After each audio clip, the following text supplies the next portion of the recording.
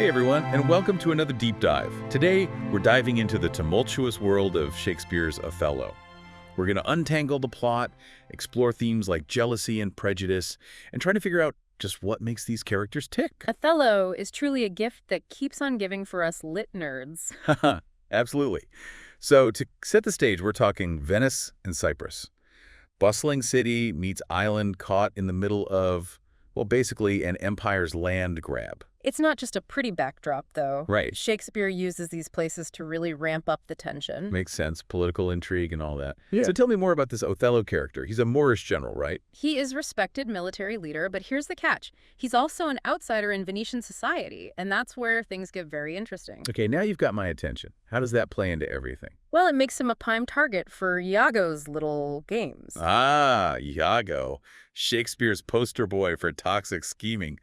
What's the deal with him anyway? Jealousy, right? Jealousy's definitely part of it, but it's like he's shrouded in mystery. Some folks think it's professional envy, others say racial prejudice, and some even throw out the idea of, well, let's just say hidden desires. Classic Shakespeare leaving us guessing, Right. even after all these years.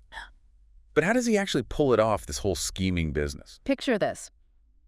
He whispers just enough doubt about Desdemona, Othello's wife, to plant those seeds of jealousy. Just chips away at his confidence bit by bit. Brutal.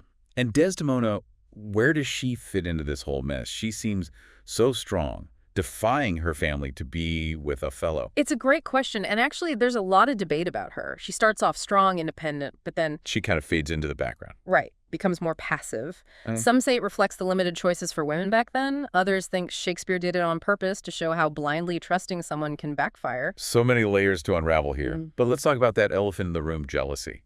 I mean, Othello practically invented the phrase green-eyed monster. Right. You said it. That whole beware the green-eyed monster speech. Iconic. Shakespeare shows us just how toxic jealousy can be, twisting even the most rational minds. He doesn't hold back on the imagery either. All that animalistic stuff really drives home the point. Exactly. It's like this monster takes over Othello completely. Shakespeare's language is just so powerful. So we've got jealousy, but we can't forget about race either. I mean, with Othello being an outsider and all, is this a play about race at its core? Or is race more of a tool to explore those broader themes of prejudice? That is the million-dollar question, isn't it? Right. Like, is it specific to his situation, or is it saying something about how we treat anyone who's different? And there's no easy answer. Some productions focus on Othello's race directly, others make it more universal about the human condition as a whole. It's amazing how a play this old can still spark such relevant conversations, you know? Absolutely. It's why we keep coming back to Shakespeare. But before we move on, we got to talk about the handkerchief.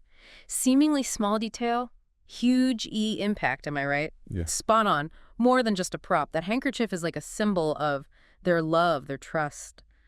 But then it becomes this weapon in Iago's hands. Talk about a ticking time bomb. So where did Shakespeare get this whole crazy plot? Did he just make it up? He based it on a story by a guy named Cinthio, but Shakespeare added his